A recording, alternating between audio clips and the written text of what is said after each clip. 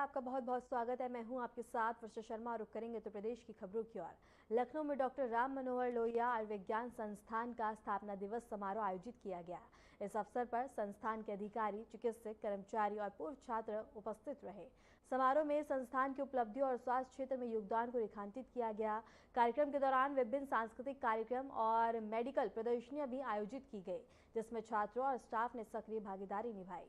संस्थान के डायरेक्टर ने इस मौके पर कहा कि संस्थान का उद्देश्य न केवल उत्कृष्ट चिकित्सा सेवा प्रदान करना है, बल्कि अनुसंधान और शिक्षा के क्षेत्र में भी अग्रणी भूमिका निभाना है।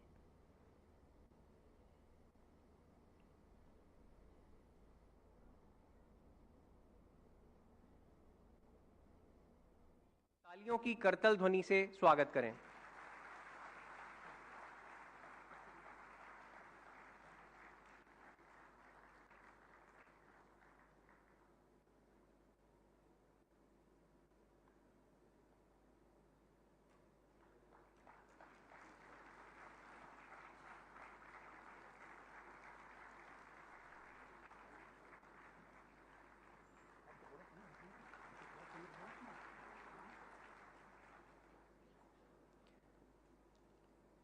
हमारे संस्थान में हाल ही में जो नई सुविधाएं विकसित की गई हैं, वे केवल भवनों का विस्तार नहीं, बल्कि चिकित्सा शिक्षा, अनुसंधान और रोगी सेवा की दिशा में नए अध्याय का आरंभ है।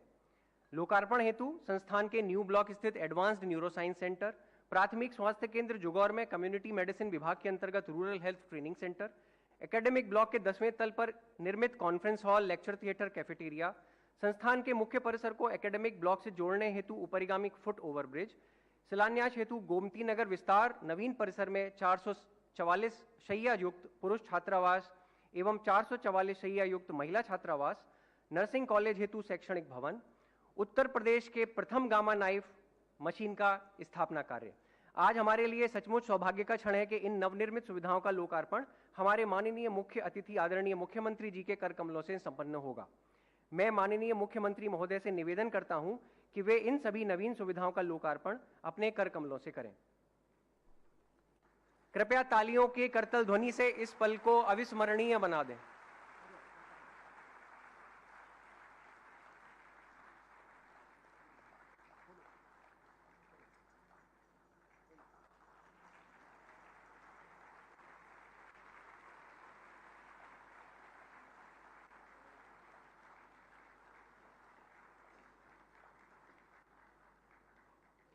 नवीन सुविधाओं के लोकार्पण के उपरांत मैं सभी आदरणीय अतिथियों से निवेदन करता हूं कि कृपया मंच पर आगे आकर पुरस्कार वितरण हेतु उचित स्थान पर खड़े हों। निदेशक महोदय से अनुरोध है कि इस कार्य हेतु अतिथियों का सहयोग करें।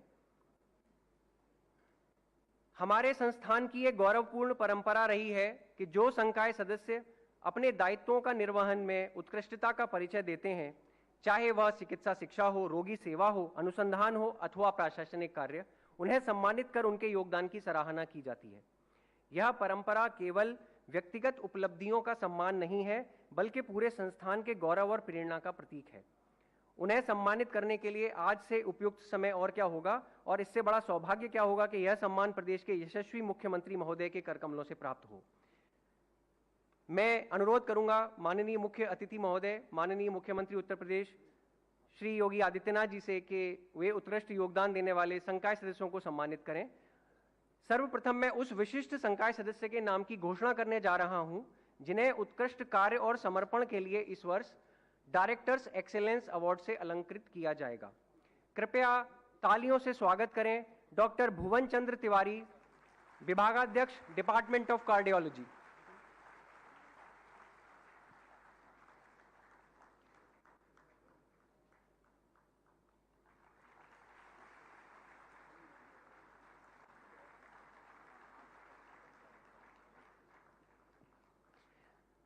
अब मैं उत्कृष्ट योगदान के लिए डायरेक्टर्स अवार्ड ऑफ मेरिट प्राप्त करने वाले संकाय सदस्यों के नाम की घोषणा करूंगा। Doctor Ishwar Ram Dayal, department of urology.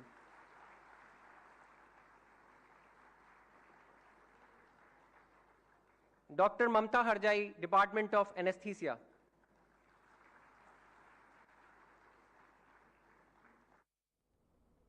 इसके साथ ही तस्वीरें हम आपको दिखा रहे थे जहां उत्तर प्रदेश के मुख्यमंत्री योगी आदित्यनाथ ने शिक्षा में अग्रणी भूमिका निभाने वालों को बता दें कि सम्मानित करते हुए उनको उत्कृष्टता को लेकर प्रदान किया और इसके साथ उनको मेडल भी पहनाए गए। और ये तस्वीरों में आप दिख रहे थे जहां उत्तर प्रदेश के मुख्यमंत्री योगी आदित्यनाथ ने समारोह में शिरकत कर सभी को सम्मानित किया।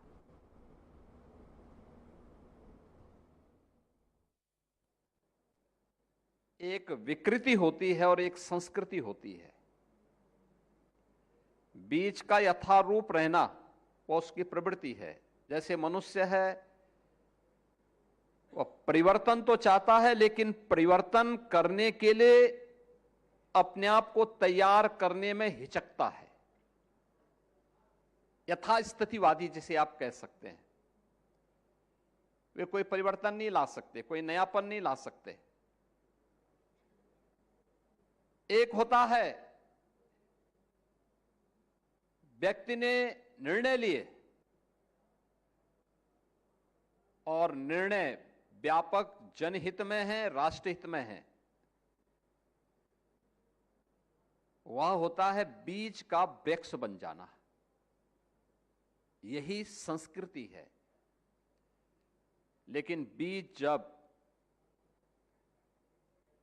किन्हीं कारणों से सड़ जाता है, गल जाता है, जब हम अपने कार्यों से किसी संस्था या संस्थान को उसकी गति को अधोगति की तरफ लेके जाते हैं, उसका पतन करते हैं, हमारी किसी कार्य पद्धति के कारण जब संस्थान लगातार गिरावट की तरफ जाता है, तो यही वास्तव में विकृति होती है। और इस मायने में मैं कह सकता हूं कि संस्कृति का एक बेहतरीन उदाहरण राम मनोहर लोहिया आयुर्विज्ञान संस्थान ने प्रस्तुत किया है कि 20 बेड से बढ़कर के 1375 बेड का, और आज अनेक कार्यक्रमों का, अनेक ऐसे उपलब्धियों के लोकार्पण और भावी योजनाओं के शिलान्यास के लिए भी हम इस पंचम स्थापना दिवस कार्यक्रम के साथ यहां पर जुड़े हैं। मैं सबसे पहले इन सभी उपलब्धियों के लिए आप सभी को हृदय से बधाई देता हूं और भविष्य के लिए अपनी मंगलमय शुभकामनाएं भी संस्थान के प्रति व्यक्त करता हूं। ये जीवन की स्थिति तो वैसी ही है। किसी का इंतजार नहीं करता है। हमें काल की गति से 2 कदम आगे चलने के लिए अपने आप को तैयार करना होगा। जो व्यक्ति, समाज या देश काल की उस गति को पहचान नहीं पाता है, वह काल की चपेट में स्वयं आ जाता है। क्योंकि काल की गति तो वही है जिसके बारे में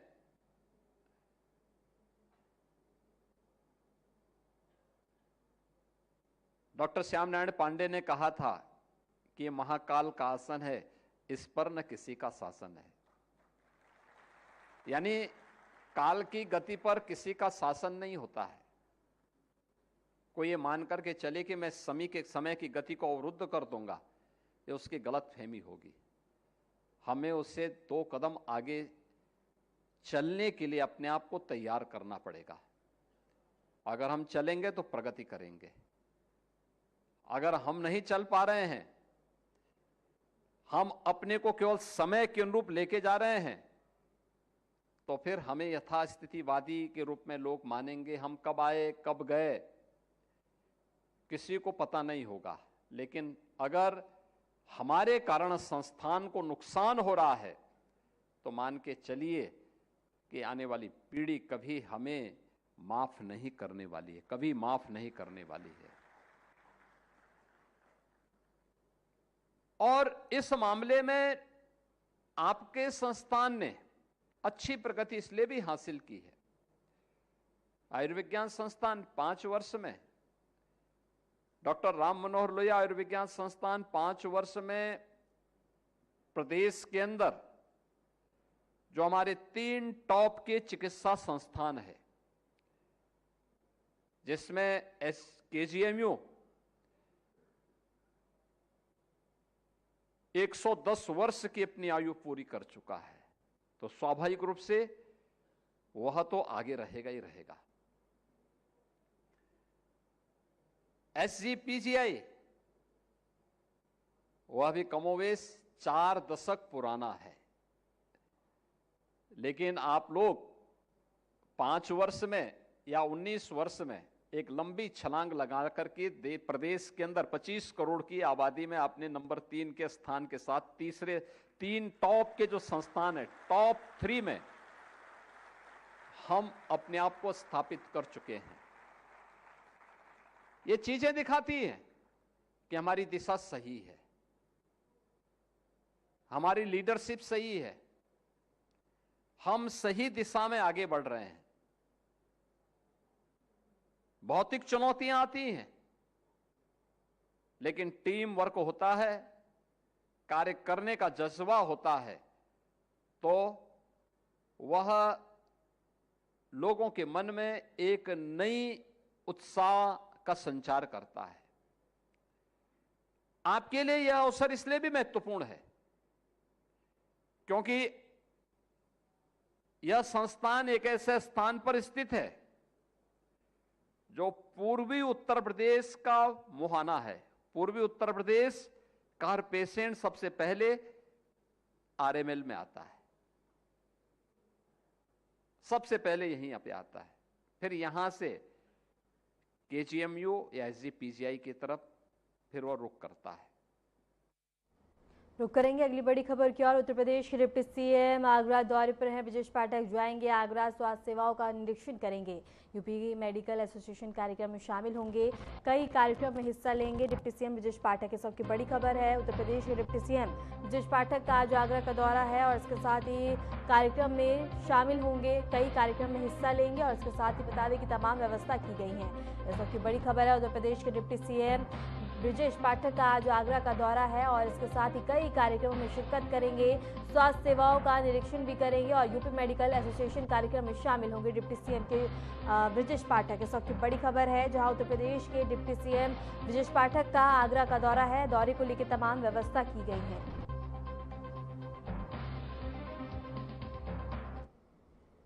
बागेश्वर धाम के महंत धीरेन्द्र कृष्ण शास्त्री काशी पहुंचे। उनके काशी आगमन की खबर मिलते ही भक्तों का हुजूम दर्शन के लिए उमड़ पड़ा।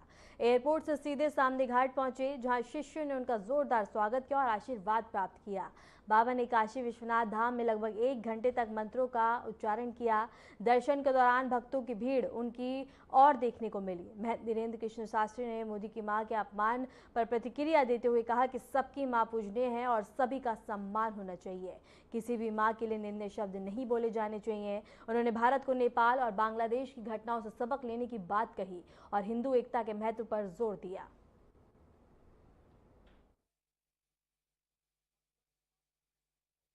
होना चाहिए, किसी भी माँ के लिए किसी भी व्यक्ति को किसी भी प्रकार से निंदनीय शब्द नहीं कहना चाहिए। देखिए, वहाँ निश्चित रूप से हालात बेकाबू रहे। बांग्लादेश नेपाल की घटनाओं को से सबक भारत को लेना चाहिए। भारत में सामाजिक समरसता का संदेश बहुत जरूरी है। भारत में हिंदू एकता का कार्य बहुत ज़्यादा जरूरी है। भारत को घोषित रूप से हिंदू राष्ट्र बनाने का प्रण संकल्प हम 7 नवंबर से 16 नवंबर तक इसीलिए पदयात्रा कर रहे हैं कि भारत के प्रदेशों में भी यही हालात नेपाल और बांग्लादेश जैसे ना हो जाए। हिंदू राष्ट्र ही एकमात्र रास्ता है विश्व में शांति स्थापित करने के लिए। हिंदुत्व एक विचारधारा है, हिंदुत्व एक मानवता की विचारधारा है, हिंदुत्व एक शांति की विचारधारा है, हिंदुत्व सबको अपना बनाने की विचारधारा है, हिंदुत्व वसुधैव कुटुंबकम की विचारधारा है। हिंदू राष्ट्र घोषित होगा तो हिंदू मुसलमान का ये जो विवाद बीजेपी के पूर्व केंद्रीय मंत्री मुख्तार अब्बास नकवी ने समाजवादी पार्टी के लोकल मैजिस्ट्रेट पर हमला बोला। उन्होंने कहा कि वे पहले से ही वोकल फॉर लोकल के लिए काम कर रहे हैं और नकल करने के लिए अभी अकल चाहिए।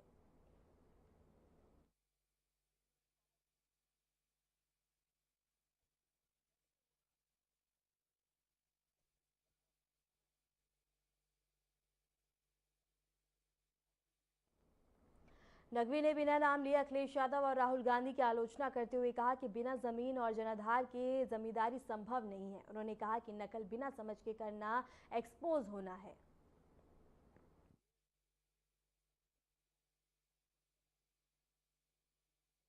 क्योंकि चाहे केंद्र की मोदी जी की सरकार हो और चाहे उत्तर प्रदेश की योगी आदित्यनाथ जी की सरकार हो, न केंद्र में वैकेंसी है आने वाले कई दशकों तक और न उत्तर प्रदेश में वैकेंसी है। इसलिए जो है वो ये जो परिवार तंत्र है, इस परिवार तंत्र के पराक्रमियों की प्रतीक्षा सूची प्रतिदिन बढ़ती जा रही है और ये परिवार तंत्र के पराक्रमी अपने परिवार के प्रतीक्षालय में बैठ करके जो है वो इंतजार करना पड़ेगा उनको कई दशक तक, क्योंकि जब जनादेश और जनाधार पूरी तरह से आपके साथ न हो और आप जो है वो जनादेश का अपमान करने में जुटे हों, डटे हों, तो आप जो है वो जनादेश को स्वीकार करेंगे और ना ही जनादेश को मानेंगे। इसीलिए जो है वो आज की तारीख में जनाधार कांग्रेस पार्टी और उनके साथियों का वेंटिलेटर पर है, लेकिन अहंकार एक्सीलेटर पर है। जो जनाधार है वो पूरी तरह से साफ होता जा रहा है, लेकिन अहंकार उनके सर पे चढ़ के बोलता जा रहा है और इस तरह से झूठ के झाड़ और झांसे के झुंझुने के जरिए समाज के अंदर, देश के अंदर काल्पनिक भय और भ्रम का भौकाल खड़ा करके उनको लगता है कि कोई बहुत बड़ा अपने लिए राजनीतिक लाभ करने वाले हैं, तो ये उनकी गलतफहमी है। खबर गाजियाबाद से है, जहां समाजवादी पार्टी के अध्यक्ष अखिलेश यादव के हालिया बयान को लेकर सियासत तेज हो गई है। उन्होंने विधायक नंदकिशोर गुर्जर ने कहा कि अखिलेश यादव पर राहु का प्रभाव दिखाई दे रहा है। उन्होंने इस बयान को गंभीर मानते हुए कहा कि माननीय सुप्रीम कोर्ट को सशक्त संज्ञान लेकर कार्रवाई करनी चाहिए और पार्टी की मान्यता समाप्त कर कड़ी कार्रवाई करनी चाहिए। विधायक का बयान राजनीतिक हलचलों में अब चर्चा का विषय बना हुआ है। अखिलेश यादव जी को एक पढ़ा लिखा नौजवान लोग मानते थे, लेकिन वो लगातार, मुझे तो लगता है राहुल का कहीं ना कहीं प्रभाव है, इस तरह की बातें कर रहे हैं। उनको इस तरह की बातें करते हुए सोचना चाहिए कि हम लोग हिंदुस्तानी हैं, देश के अंदर मजबूत लोकतंत्र है। नेपाल जैसी बात करना एक तरह से सीधा जनता को राष्ट्र के खिलाफ भड़काना है, राष्ट्रद्रोह का काम है। इस पर माननीय सुप्रीम कोर्ट को स्वयं संज्ञान लेना चाहिए और कार्रवाई भी करनी चाहिए सरकार को। क्या अखिलेश जी चाहते हैं कि यहाँ मारकाट मच जाए, लोग मारे जाएं? जहां तक वो कह रहे हैं भ्रष्टाचार की बात कर रहे हैं, तो 455 करोड़ का घोटाला पीडब्ल्यूडी विभाग ने उनकी सरकार में किया था। आज भी हमारे यहाँ पिलर गवाह है, पूरे प्रदेश को लूट लिया गया था, नौकरियां बिकती थी, खुलेआम नौकरियों की बोली लगती थी। आज उत्तर प्रदेश में जीरो टॉलरेंस की सरकार है, करप्शन और क्राइम समाप्त हुआ है। उत्तर प्रदेश दूसरे नंबर की आर्थिक महाशक्ति बना है देश के अंदर और पूरी तरह से कई मामलों में हम आगे हैं। लेकिन जिस तरह अखिलेश जी ने कहा है, कभी वो पीडीए की बात करते हैं, पीडीए के अंदर क्या आप लोगों को ब्राह्मण का, क्षत्रिय का, ठाकुर का और जो स्वर्ण समाज के हमारे लोग हैं। सोनभद्र के ओबरा क्षेत्र में अवैध खनन धड़ल्ले से जारी है। बता दें कि अनुजा माइंस एंड मिलन्स की जारी संख्या में सुरक्षा मानकों की अनदेखी करते हुए जेसीबी और टिप्परों से खनन कराया जा रहा है। आरोप है कि समाजवादी पार्टी से जुड़े सफेद पोश नेताओं का संरक्षण प्राप्त होने में खनन माफियाओं के हौसले बुलंद हैं। बिना मापदंडों के हैवी ब्लास्टिंग से मजदूरों की जान जोखिम में डाली जा रही है। डीजीसीएम्स के नियमों की खुलेआम बता दें कि धज्जियां उड़ाई जा रही हैं।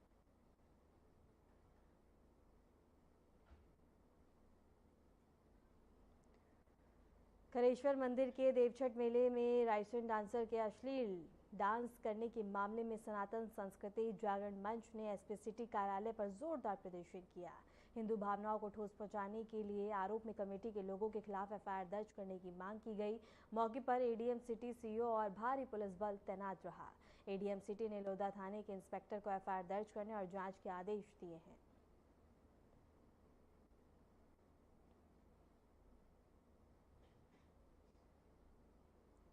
हमीरपुर जिले के कस्बे में एचडीएफसी बैंक के पास एक बाइक मिस्त्री पर बाइकों से आए 5 युवकों ने हॉकियों से हमला कर दिया।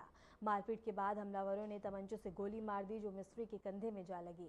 घटना के बाद हमलावर मौके से फरार हो गए। मौके पर पहुंची पुलिस ने घायल मिस्त्री को सीएससी पहुंचाया, जहां से डॉक्टरों ने उसकी गंभीर हालत देखते हुए उसे कानपुर रेफर कर दिया। हमले से क्षेत्र में दहशत का माहौल है। पुलिस आरोपी की तलाश में जुटी हुई है।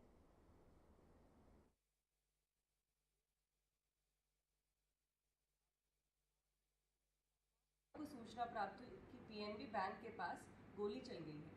मौके पर जाकर देखा गया तो पता चला कि अतीत प्रजापति पुत्र रामेश्वर उम्र करीब 21 वर्ष निवासी रागौर को बाएं कंधे पर गोली लग गई है। पूछताछ करने पर अजीत प्रजापति ने बताया कि उसके और उसके भाई लक्ष्मी नारायण और नीरज पुत्र नोखेलाल उम्र करीब 20 वर्ष निवासी रागौर के बीच दिनांक 8/9/2025 को हुए दंगल में कुछ वाद विवाद हो गया था। उसी वाद विवाद के कारण खुन्नस खाकर आज नीरज प्रजापति अपने 2 अन्य साथियों बाबू पुत्र रहमान निवासी रागौर व दिलावर निवासी रागौर उम्र 18 वर्ष के साथ आकर अतीत और उसके भाई लक्ष्मी नारायण से झगड़ा करने लगा और इसी बीच बाबू ने गोली चला दी जो उसके बाएं कंधे में लगी, जिनको उपचार हेतु तत्काल सीएचसी मौधा लाया गया, जहां से उसे बेहतर उपचार के लिए जिला अस्पताल हमीरपुर रेफर कर दिया गया है। परिजनों से तहरीर प्राप्त कर विधिक कार्यवाही की जा रही है। क्या नाम भैया आपका? किसने गोली मार दी आपको? बाबू। किस वजह से गोली मारी है? थोड़ी झगड़ा हुआ था घर में। थोड़ा झगड़ा हुआ था उसी की वजह से मारी।